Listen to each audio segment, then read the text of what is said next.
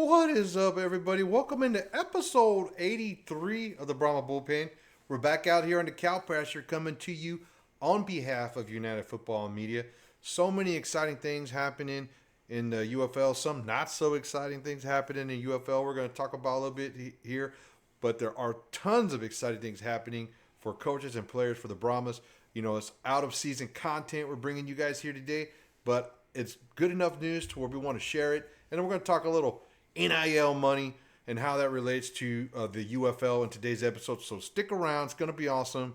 Producer, welcome back to the cow pasture. Thank you. I appreciate it. You know, it's off season, but there's still plenty of good stuff going around. Good topics to talk about. So let's get into it. Yeah, and those of you that don't know, there's tons of cool stuff we're doing here at BrahmaBullpen.com. That's BrahmaBullpen, one word, .com. A lot of cool stuff going on there. We have quiz games on there now where we're posting weekly UFL test your knowledge quizzes, so stay tuned for that. It's a little glitchy right now because I just rolled it out like a week ago, so I'm still working through some kinks. I am not a computer programmer. I click on things until it works, and so that's where we're at there. So watch for that we'll posting it on Facebook, Instagram, Twitter, Threads, YouTube, TikTok, all under the same name, SA Brahma Bullpen, and the website is BrahmaBullpen.com. And I'm going to just throw it out there. If you guys check out the BrahmaBullpen.com, I think it's the best team-specific UFL website that's ever existed in the history of spring football. I'm just going to go out on a limb and say it. Man, it's pretty nice. It's still getting kind of polished off, but man, that's a nice website. I'm telling you, it's been rolled out for a couple of weeks. We're getting tons of cool traction on there. There's also a place where you can subscribe for all of our blog posts. As soon as a blog goes out, it will get emailed to you.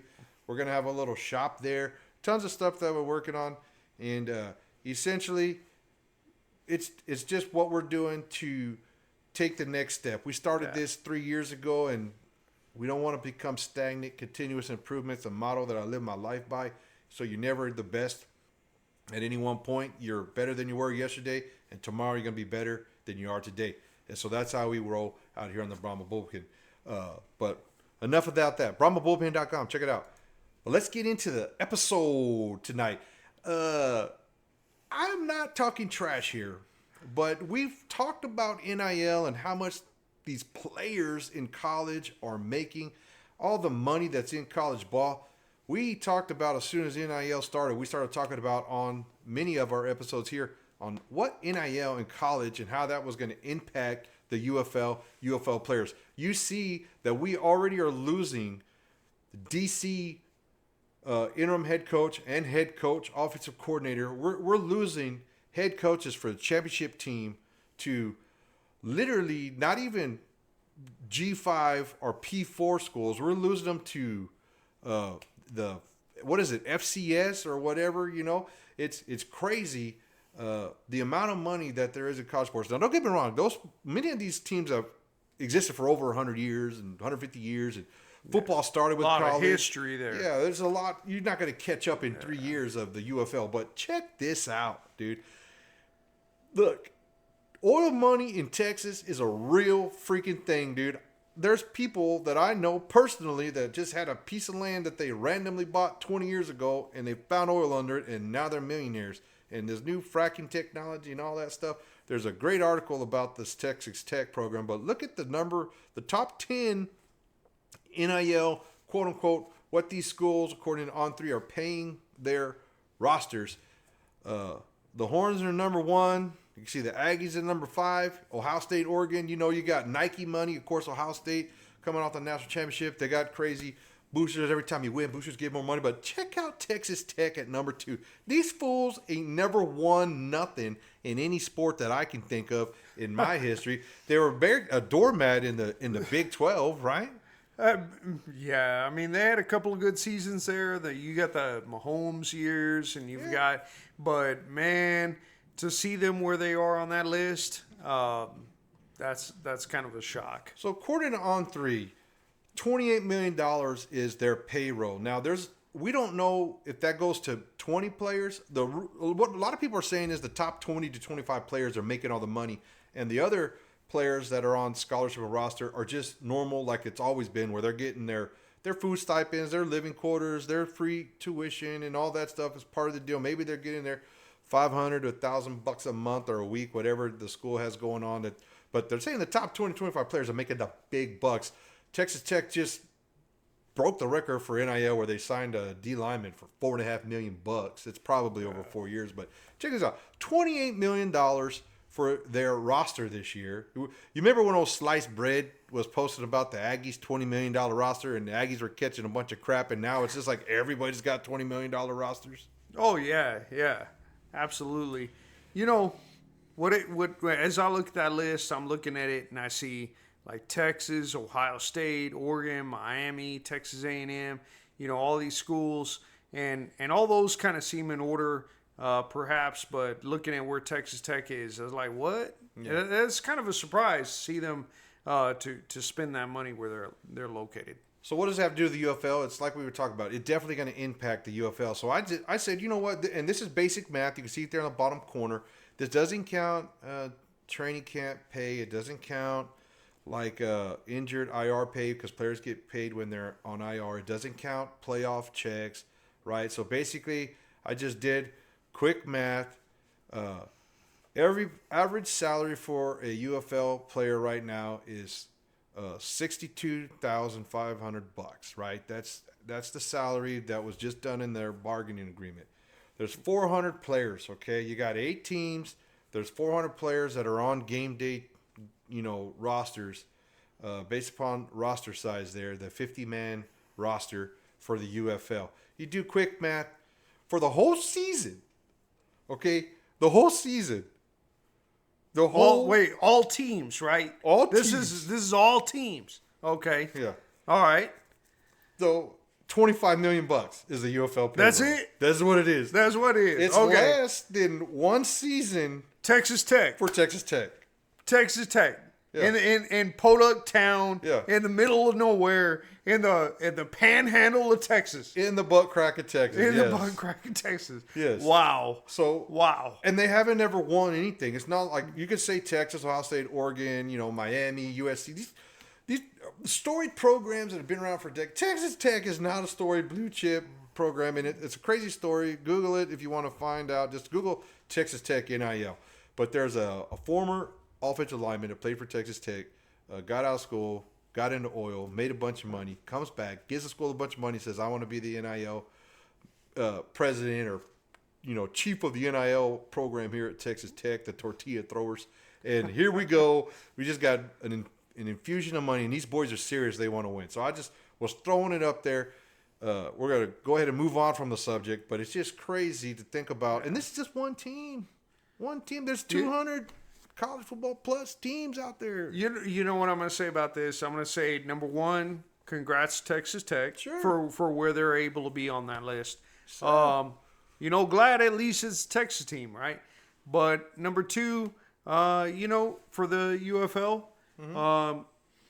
there's a long way to get to where the NFL is. Sure. That's not a realistic aspiration anytime soon.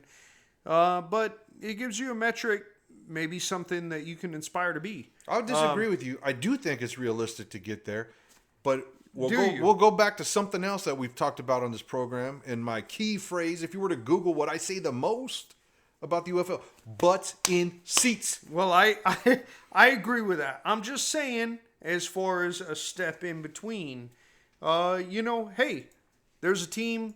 Get your teams to that point. If you can equal Texas Tech, that's a big step forward. That's all I'm saying. More money talk. We're going to get moving on here. Check out the UFM's YouTube channel. Tell me about it. We're doing a weekly Tell Me About It where we talk UFL but branch off into other sports. So if you want to hear some more on NIL, what we think about college football and NFL and all that, we'll be doing that all year. And it's going to be a rotating cast, so it's not always going to be this dummy talking. It might be some other dummy. But anyways, to go on with more money, here's a Mike Mitchell post where if we remember when the league took proposal for expansion, we've talked about expansion, Mike Mitchell was the source of information that someone close to the league or a source with the league talked about expanding next year, and then the proposal thing came out. We go to the championship game. Danny Garcia, Russ Brandon, everybody's kind of backtracking on that a little bit, saying, hey, we're going to expand, but when it's the right time, our focus is on sustainability, which, by the way, is everything they should be saying. We're totally on board with that here. So I just thought it was funny and threw this in there because Mike Mitchell's the one that started the expansion. This is going to happen. Sources close to the league. And now he's talking about, oh, well, hold on. Now they're talking about going backwards and we're not going to expand and all that stuff. So I just thought I would throw it out there. You know, it's crazy how the news changes, and it also leads to the fact that everything's changing with the league on a regular basis and nothing's set in stone. But what is set in stone is we will be playing UFL football in the spring of 2026. There will be 8 teams. That's set in stone. But that's what it is. There's a lot of players that are getting signed. Houston and Michigan specifically have signed a lot of their players off of the 2025 rosters already for 2026. I have not seen any other team making roster moves, but there have been other roster moves involving the NFL. We'll talk about that here in a little bit. But real quick, producer, you want to hit on anything about Mike Mitchell's expansion post? I'll just say that, you know, hey, great reporter. Appreciate some of the stuff he puts out, but you know, you got to be careful with what you post. Well, we're not hating on him. No, not at all. He probably did have someone from the league say they're thinking about it. But I'll comment not specifically on him so much, but more about the information. You know, I know that the league has aspirations to grow, improve, expand. That's what we're talking about. Like, even with the bullpen, we want to improve ourselves, right? Continuous improvement. Exactly. League has same aspirations. That's normal. Now, as far as how far that goes and at what pace you do it in order to be successful, that's a different subject. Sometimes you got to make adjustments based on your success rate, how you're doing at the time. The UFL is willing to make those adjustments. Now, we can view that as a positive. Maybe their initial plans, whether they will or will not put out 2 more teams this year, expand to 10, we'll see. But either way, they're looking at this realistically. They're making responsible decisions, and we can be happy that they're trying to look at sustainability first. Yeah, and right into that, we're getting this next tweet. James Larson, he tweeted back on June 23rd. First on June 18th and then on June 23rd. Both tweets focused on the league making changes. So we talk about sustainability. We talk about money. Every year, people are, first of all, before I go any further, the San Antonio Brahmas staff have not been as impacted as other team staff has with these organizational changes and layoffs. We never want to make light of a layoff. But speaking of sustainability and money, every year there's layoffs in the UFL. It's a part-time gig, you know, seasonal work. A lot of people, I work at a place where we have seasonal work in the summer. Okay, they come in and they work 3 months and then summer's over and then you're gone. I used to work at a place where we had seasonal work on the holidays. You come in, you work your 3-4 months, and then you're gone. I got laid off from that place after putting 9 years of blood, sweat, and tears. So I understand what they're going through. It's never a good thing, but if they're doing it for the right reasons to progress the league and try to get people in positions to help grow the fan base and get butts in seats. This is all about butts in seats. If every one of these stadiums were packed this past year, this wouldn't happen. So for every Twitter junkie and internet troll that wants to put up a Fire Russ Brandon thing in the background, it's not his fault. But what I'm saying is, and I'm not calling anybody out, but before you start complaining about people getting laid off and jumping on your high horse and calling for CEOs to be fired, what were you at every game? Were you personally at a game all 10 weeks of the regular season? Were you at both playoff games? Were you at the championship? Maybe you were. And if you were, you a real one, dog. You a real one. Don't get me wrong. If you were there and you went to the games and you bought at least one hat, you bought one piece of swag and were at every game for your team, you a real one. You are allowed to go on any social media and talk trash about whatever you want to talk trash about because you're a real one. But that I'm gonna leave it at that. Yeah, I'll say the UFL's got to deal with what they're given. This is a hand they're dealt with. We've seen the attendance numbers, and so hey, this is a result. This is real world business. Here we are. Yeah. All I know is San Antonio Brahmas staff. There is going to be changes going into next season. It's not wholesale changes. And we'll go from there. We still don't know who the coaches are going to be. We don't know who.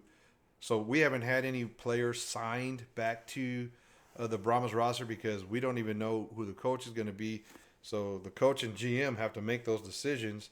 And we've covered extensively why we don't have a coach. Wade Phillips might be coming back if he's healthy. Coach Pardee might be coming back. We're going to talk a little Coach Pardee later on this episode. He's got some exciting stuff happening, and we'll share that with you here. But we're going to go ahead and move on to the Brahma news.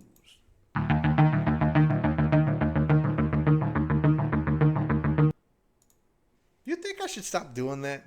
I like the graphic. I like the little change of pace. Let's go with it. We're alerting you some Brahma stuff's coming down the pipeline. But first things first on Brahma news. BrahmaBullpen.com. Write a little article there. I decided since we're not signing players, let's start putting out there who we want to be signed. So I came up with my list. I'm going to share it with you. Go through my top 5 Brahma players that I want to be re-signed to the team. Some of them might surprise you. I didn't just go straight up the quarterback, and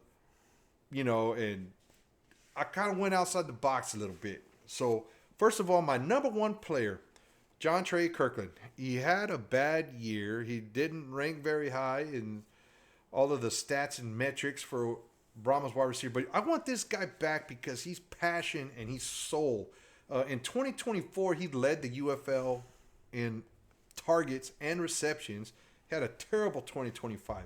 A lot of it had to do with Jacob Harris coming in and Kellen Mond starting majority of the games.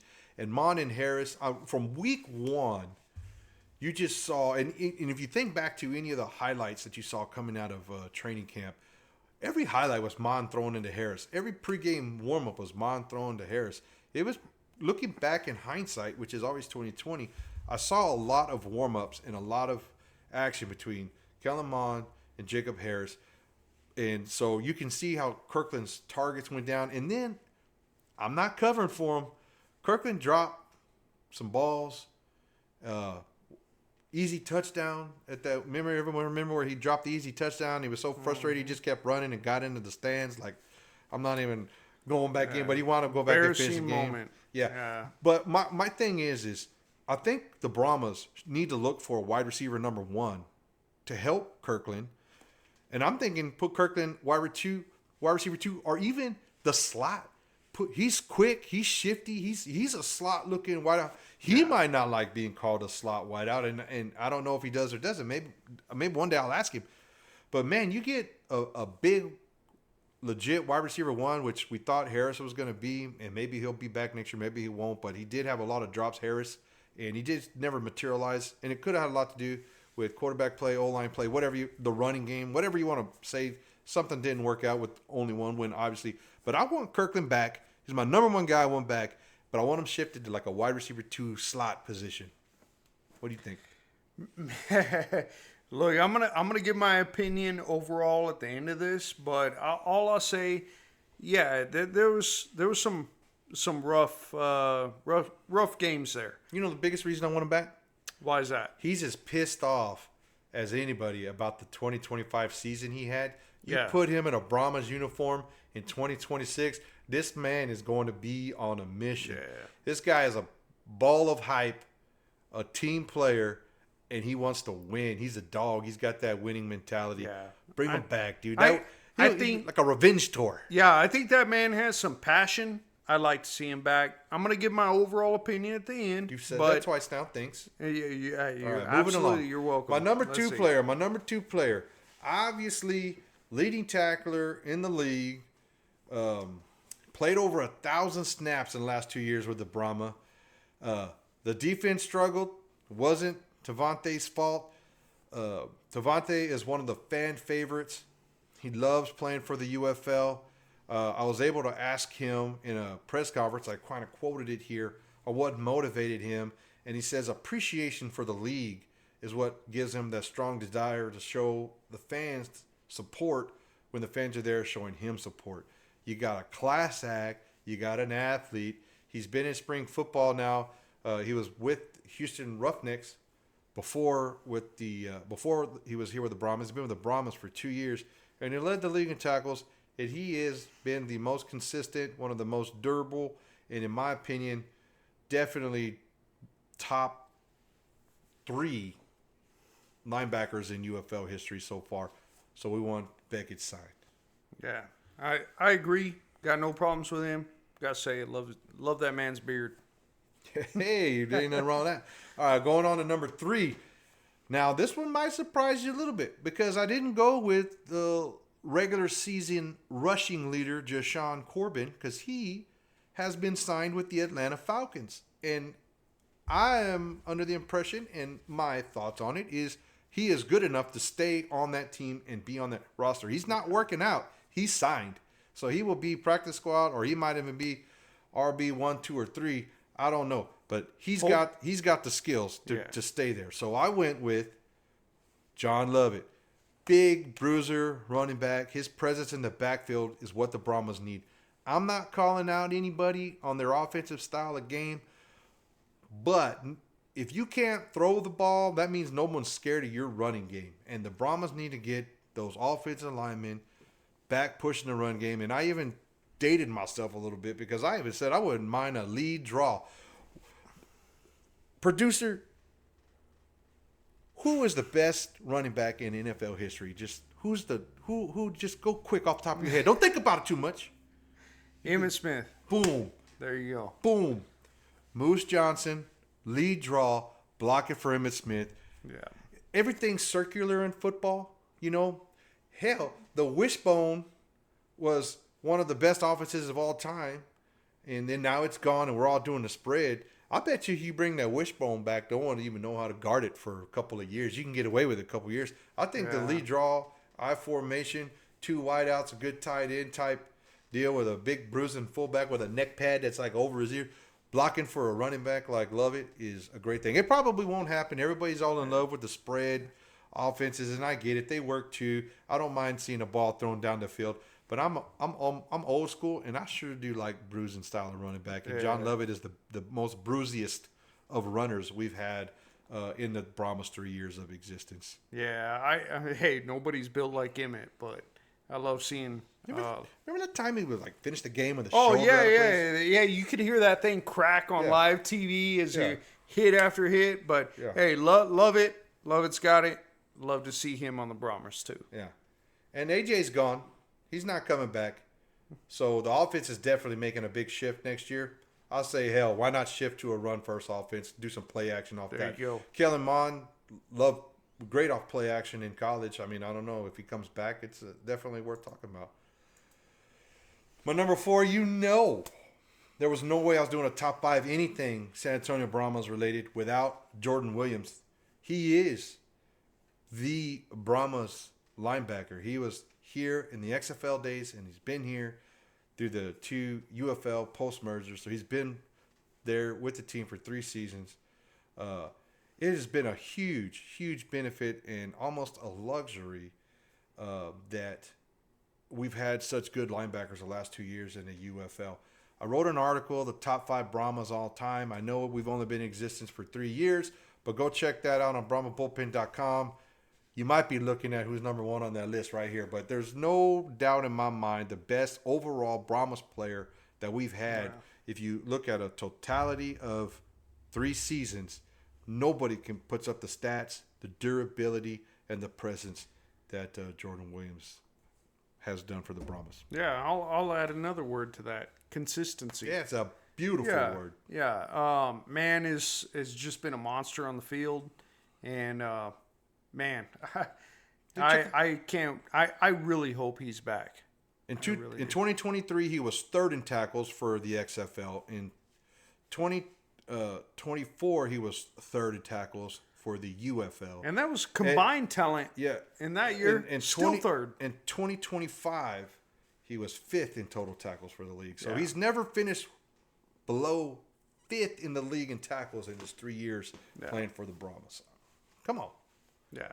Completely agree with him being on that list. All right, now I'm going to shock everybody, and I'm going to pump up the UTSA crowd. Is this a homer pick? Well, I'm not a Roadrunner, although I do follow the Roadrunners. I do keep up with them, but obviously I'm a Aggie season ticket holder, so I don't make it to a lot of UTSA games. I am going to be tailgating up in College Station for the UTSA versus Texas A&M game. Let's go. Looking forward to that. But, I went with UTSA's own Corey Mayfield Jr. And why did I pick Corey Mayfield Jr. over any other cornerback? Number one, it doesn't hurt to have a local product on the field. I think the Brahmas should have Corey Mayfield Jr. at a city event. He should be at UTSA games on the sideline so that whatever broadcast is broadcasting that game cuts to Corey Mayfield Jr. and says, hey, UTSA's former conference championship cornerback, because they've won a lot of conference championships while he was there, and Frank Harris and those cats, those birds, so to speak. But pump him up as a current San Antonio Brahmas cornerback. Not only that, dude, he's made big plays on special teams. He's made big plays scoring touchdowns on defense, blocking punts, getting interceptions. I mean, he's a young talent. He's got the speed to play cornerback. He might not be a cornerback 1, but he's damn sure a great nickel, and maybe put him as a cornerback 2 with some safety help. Can definitely. He's not no Revis Island just yet. He can get there. He's still young, and he definitely has the talent to get there. Just needs some time. But Corey Mayfield Jr., birds up to my UTSA fans out there. There's at least 2 people that I know are UTSA people that watch this podcast and read my articles. But yeah, homer pick maybe. But let's keep the young cornerback in. And our pass defense was terrible. It was rough. So it should definitely be a point of focus to get that defense back to the 2024 standards and forget 2025 ever happened. Yeah. I don't have any problem with him being on this list. Agree with that. I will say, okay, so on your list of players that you want to see back, I don't disagree with any of them. I know your research is thorough, and it's hard to dispute any of them. All I'll say is that there's some players that you could definitely put on the list that we hope to see back that were not mentioned. I would really like to see Harris back. Why? That guy led the league in drops. Literally didn't do anything worth a darn. By the third game, you were in the stadium yelling, "Bench Jacob Harris." I was standing next to you, and now you want him in the top 5 returner. I think. Look, I just got this feeling. Man's got some talent. He was there for a reason. You got no hands. There were a lot of mistakes. You got his stats right there. I know he had at least 7 or 8 drops. Which why I don't complain about him not being on the list, but I will say I would like to see him back. Anthony McFarland. Why is he not on this list? Dude, come on. Okay, come on. I'll tell you why. You want to know why? Let's hear it. Because number one, he's the most exciting Brahmas player. So if this was if this was the most exciting Brahmas player list, he would be on it. But he is a scat back, and we run a air raid spread offense. Okay, I want to get to a in-your-face bruiser offense, and I want McFarland back. Don't get me wrong; he's probably number 6, but it's a top 5 list, not a top 22 list. I had to make some cuts, and if I want to come on here and tell people I want a bruising style of running game, and I say my number 1 running back is a scat back. You know what? I'm just going to argue that there are some intangibles that some people have that aren't measured always in stats. Yeah. And then McFarland has them. And that what he brings is essential to a team, to the overall environment, to the excitement level, to the engagement, the want to win, all those things, the desire for a team. I think McFarland is essential. He's also missed games due to injury both years, and it's slowed the Brahmas offense down. When he was on the field, they were way better than when he wasn't. Way Yes. better. He is. I argue he should be on this list. He's number 6. All right. I'll tell you one other player All right, give it to that me. you did include on here. Give it to I'd me. like to see Mosley. Mosley? Yeah. I think Mosley should be on here. I would like to see him on here. I think it was essential to the team. Jordan Mosley is a great pick. He's lead the league. He was in the top in the league in tackles. I don't know the exact number, but he was definitely up there. And for a safety, getting the amount of tackles he did is crazy. And he's a hitter, and he can run stop, and he can play that coverage. You know, that one high safety type stuff that you need to be able to play so that it frees up someone, an extra rusher. We all know Coach Chris Acuff, his only motivation on the D line is to rush 4 every play, and 5 if you could talk Coach Reed into doing it. And you need people like Mosley in the backfield to make that happen. So I agree. I'm gonna say I'm not gonna say he's number. We already put McFarland at 6. I'm gonna say Mosley's 7 or 8. Yeah. So I'm not opposed to your list. I know a lot of research went into this. I agree with it. Yeah. But I will say there's some players that you can also heavily consider being in that same mix. So. Well, let's move on to some more Brahma news. Speaking of players being signed, how do you like that transition in Leadway? That was pretty good. I didn't even plan that. But instead of being signed back with the Brahmas, they're being signed with NFL teams.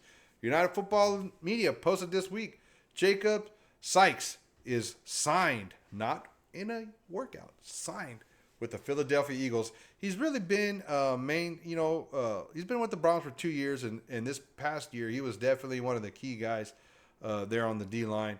And so kudos to him. We're very happy to see the UFL to NFL connection working.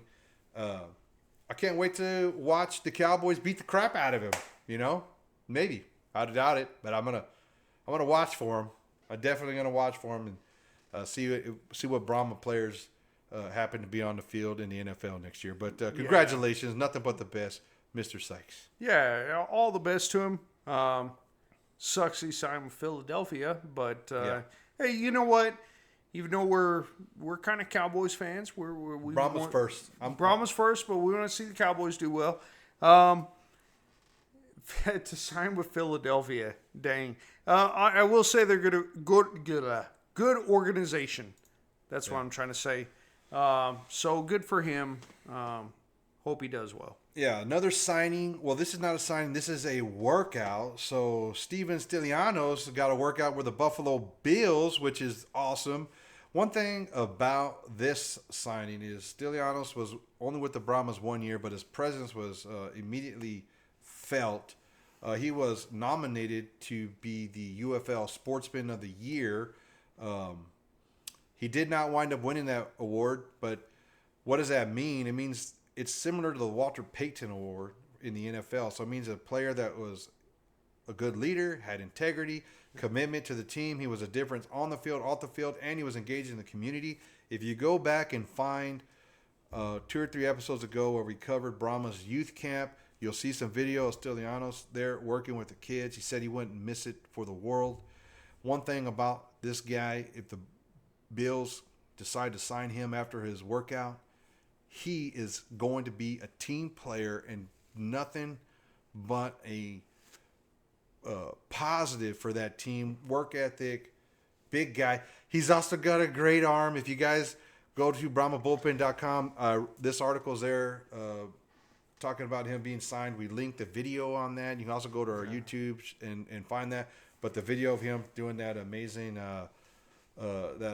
amazing trick play pass to D. Anderson, I was able to reach out to Stylianos and ask him what his time with the Brahmas meant and how it impacted what he's now going to be trying to do with the Buffalo Bills. He said his time helped him prepare for the workout. He's still fresh. He's still in game shape. He's recently practiced. Some of the other guys on the team might not have been in practice or game shape as recently as he was. And it also kept him sharp. Spending time around football kept routes sharp, kept play calling sharp, kept terminology. It's like anything else. The more you exercise, the healthier you're going to be. The more weights you lift, bigger and be. If you just sit on the couch like me all day, you ain't gonna be sharp at nothing. You ain't gonna be sharp at nothing. But this guy's been working out, so it kept him ready to go for that NFL roster. Yeah. Kudos to him. I want to say special thanks to him for Hey, reaching out and. man's a true professional. We Yeah. see the results. We wish the best for him. We really, really do. We really, really do. All right, let's get on to it. Some more Brahma news. We got another article that I wrote on bullpen.com. Professionalism and passion, Coach Peyton Pardee. Why did I use professionalism and passion? Because that's what he's been ever since joining the Brahmas coaching staff. Football is in this man's vein. So much so, producer, I don't know if you know this, but Coach Pardee had something big. Not only did he make it onto the Tampa Bay coaching staff for training camp to be part of the Fellows program for the Tampa Bay Buccaneers, as you can see here, he also got married, and get a load of this. He had a summer wedding. No spring and no fall. We all know Josh Pate, the YouTube go to college football, says fall weddings should be outlawed. And then us UFL fans, we say spring weddings should be outlawed because we're in UFL season in the spring. I got married in June. When did you get married? July. Summer weddings. Ball knowers get married when it's real hot outside of South Texas. But congratulations to the Pardee family. But going on to this article, awesome deal. A lot of these coaches that were selected, there was 5 coaches that were selected by the Tampa Bay Buccaneers to be part of the National Coaching Academy. They returned to help work the teams through training camp. So this is not a permanent roster. So it could be good for us, and it could be really good for Coach Pardee. But Robert Aris, Michael Crest, Nadine Narazad, sorry if I pronounced that wrong, Peyton Pardee, and Henry Schlegel will represent the 2025 class of fellows for the Tampa Bay Buccaneers. Each one of these coaches were there with the team in May. Peyton Pardee took a little time away from the Brahmas. They got to work with, listen to these names, John Gruden, Bruce Arians, Tony Dungy, Rondé Barber, current head coach for the Buccaneers, Todd Bowles. Any coach with 3 or more years of experience and also were currently employed as a coach were able to be a part of this academy, and only 5 were chosen to come back and help the team work through camp.